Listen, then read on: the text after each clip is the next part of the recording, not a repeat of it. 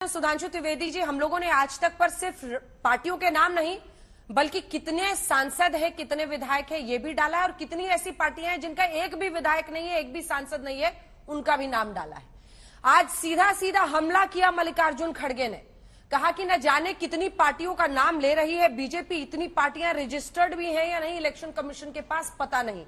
यानी उनका कहना है कि जो ये आप एनडीए का दम भर रहे हैं वो अंदर से खोखला है।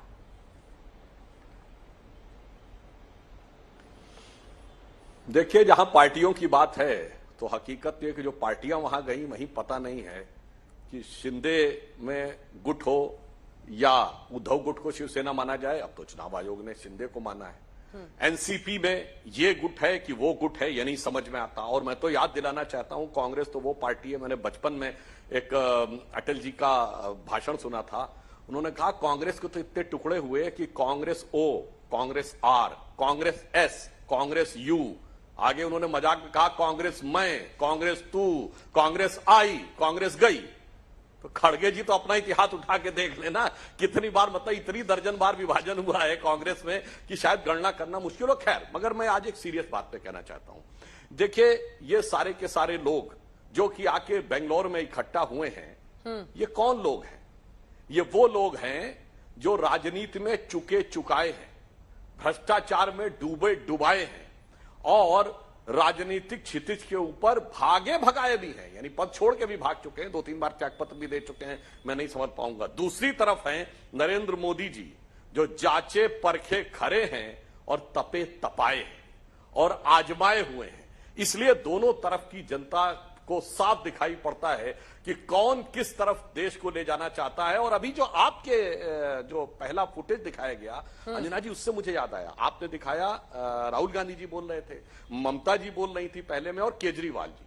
कितना अद्भुत कॉम्बिनेशन है। अरे अभी बंगाल का चुनाव हुआ है, कांग्रेस कार्यकर्ताओं की हत्याएं हुई हैं और सीधे आरोप बंगाल के नेताओं ने लगाया ममता जी के ऊपर। यानी खून के प्यासे भी एक हो गए, अपने कार्यकर्ताओं का खून भी माफ करने को तैयार हो गए। और केजरीवाल जी, जो कि राजनीति में आने से पहले इसी कांग्रेस के लिए बेईमान ही नहीं, चोर जैसे असंसदीय शब्द भी प्रयोग करते थे और सारी संसद चोर कहते थे, वो ऐसा लगता है कि आज कांग्रेस के हुजूर में जाके सजदा करने लगे या कांग्रेस उनके हुजूर में सजदा करने लगी। तो बस इसी से दिख जाता है कि ये आपस में क्या करने आए हैं। और ऑन द लाइटर नोट एक बात कह दूं अंजना जी, मैं बहुत बच्चा था, हमने बुजुर्गों के मुंह से सुना है मोहल्ले में कि जब इंदिरा गांधी जी चिकमंगलूर से चुनाव लड़ने गई थी तो एक नारा कांग्रेसियों ने दिया था, चिकमंगलूर चिकमंगलूर एक शेरनी 100 लंगूर।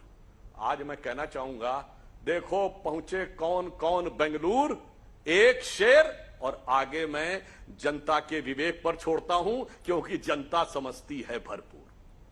चलिए सुप्रिया जी, अब आप जवाब दीजिए। वो कह रहे हैं कि हारे हराए, भ्रष्टाचार के आरोप में फंसे फसाए, भागे भगाए, ये सब लोगों की वहां पर आज जमघट लगी है और विरोधाभास तो मंच पर दिख रहा है।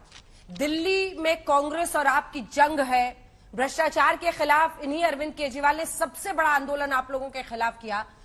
आज आप उनके साथ मंच पर दिख रहे हैं। पश्चिम बंगाल का जिक्र पीएम ने भी किया, जहां टीएमसी आपकी लड़ाई है और वही येचुरी साहब भी कर रहे हैं। तो बात पहले प्रधानमंत्री से ही शुरू कर लेते हैं। 9 साल से ऊपर हो गए इस देश के चुने हुए प्रधानमंत्री हैं नरेंद्र मोदी, लेकिन उनकी हिम्मत नहीं है कि 9 साल के अपने काम के रिपोर्ट कार्ड पर एक बार आवाहन करें वोट का। आज भी पानी पी पी कर जहर ही उगलेंगे विपक्ष के खिलाफ। 9 साल का आपका फलसफा क्या है, यह देश जानना चाहता है। आप किसको भ्रष्टाचारी कह रहे हैं? आपकी नाक के नीचे इस देश का सबसे बड़ा घोटाला अडानी घोटाला हुआ और आप अपना मुंह नहीं खोल पाए अडानी घोटाले पर, आप किसी के ऊपर उंगली उठाएंगे? असलियत यह है कि पिछले 9 सालों में चाहे वो अर्थव्यवस्था हो, चाहे बेरोजगारी हो, चाहे महंगाई हो, उससे लोग तबाह हैं। चाहे आपसी सौहार्द हो जिसको आपने बिगाड़ने की कोशिश करी। किस बात पर प्रधानमंत्री बोलेंगे? आप पानी पी पी कर जिसको गाली देते हैं भ्रष्टाचारी होने की, कुछ ही घंटों में उनको गले लगाकर अपनी सरकार में शामिल करते हैं। आप दोहरे मापदंड का और पाखंड का जीता जागता सबूत हैं, पहली बात। दूसरी बात, आपने किसको इकट्ठा किया है? 24 तो आपकी ऐसी पार्टी है जिनके पास एक सांसद नहीं है। मैं पूछना चाहती हूं जो बड़ा राग अलापते थे, एक अकेला सब पर भारी, उसको 38 की जरूरत क्यों पड़ गई? 2014 में तो आपके 14 एलाइज थे, अब आपके जो एलाइज है वो 38 क्यों हो गए? असलियत यह है कि समूचे विपक्ष को एक साथ देखकर, इंडिया को एक साथ देखकर आपके पैरों के तले की जमीन खिसक गई है, और ये आपकी घबराहट और बौखलाहट है जो आपको विपक्षियों को दुश्मन और इस तरह की बातें कहने को मजबूर कर रही है। मैं उनसे ज्यादा अपनी बात करना चाहती हूं और 10 सेकंड में अपनी बात खत्म करूंगी। आज ये लड़ाई नरेंद्र मोदी बनाम इंडिया की है। आज ये लड़ाई उनकी विचारधारा बनाम इंडिया की है। आज ये लड़ाई सत्ता के सुख को भोगने वाली बनाम इंडिया की है, और जब जब लड़ाई में इंडिया के आगे कोई खड़ा होता है तो इंडिया ही जीतता है। इंडिया को हराने का किसी में दम नहीं है, और नरेंद्र मोदी और उनके दगे हुए 38 कारतूस भी इंडिया को हरा नहीं सकते। लेकिन सवाल मैं आज ये पूछना चाहती हूं कि जो एक अकेले का राग अलापते थे, आज उनको 38 की जरूरत क्यों आन पड़ी? ये बात आज देश पूछ रहा है। दूसरों के ऊपर उंगली मत उठाइए। 9 साल से ज्यादा सत्ता में आप हैं। अगर कोई ढंग का केस होता, आपने उसको अपने लॉजिकल कंक्लूजन पर ले गए होते। आपके पास सारे सुधांशु जी छोटा सा जवाब मुझे त्यागी जी के पास जाना है। प्रेरित केसेस हैं और कुछ नहीं है। ठीक है सुधांशु जी, छोटा सा जवाब।